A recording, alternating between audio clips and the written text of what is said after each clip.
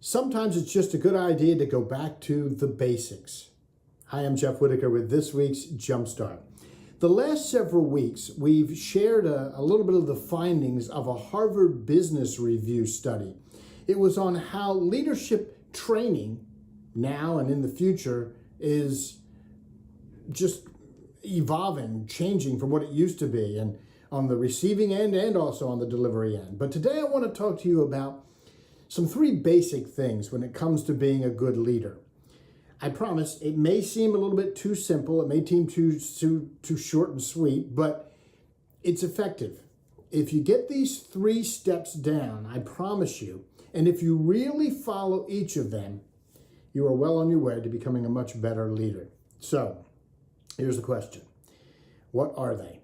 Well, number one is listen. Too many leaders spend their time in a vacuum. They either think that they have it all figured out, they think that they know it all and they don't really need anyone else's input, or they just really don't care.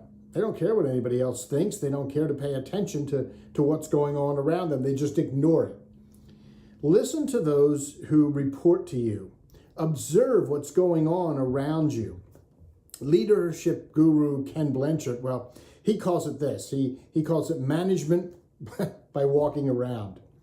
If you don't spend time with the people, well, you're never going to get to know what the pulse of the people is and what makes your team tick, what ticks them off, and also what inspires them and what you might do to change things around the environment. The second L is learn. It's not enough to just observe what's going on, to observe a situation. You have to be willing to learn from it. Sometimes it requires a little bit of humility on our parts to admit that we might not have all the answers, that we might not have it all figured out on our own. I'll go deeper into this learn aspect in a future Jumpstart because it's really important. It really is crucial to being a good leader. The third L is, well, lead. Don't sit back and think that your team will just get what you are thinking by osmosis. You get their role or their position just by being there. You have to be willing to step up, lead them to where you want them to be. Get up to the plate and actually take them in a direction, make a decision, take action. And well, lead, become a leader.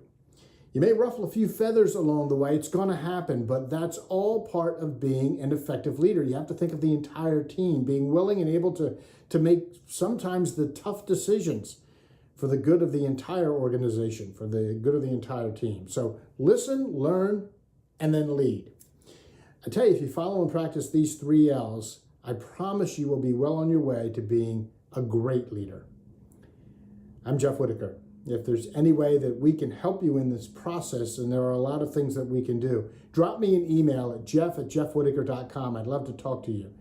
If these weekly Jumpstarts cause you to think a little bit about your own situation and you say, gee, I'd like to dive a little bit deeper, well, we are here to help you. If you get something out of these Jumpstarts, I'd appreciate a share, a like, a thumbs up. Tell someone else about what you're hearing here. And then now, let's go out and make a difference.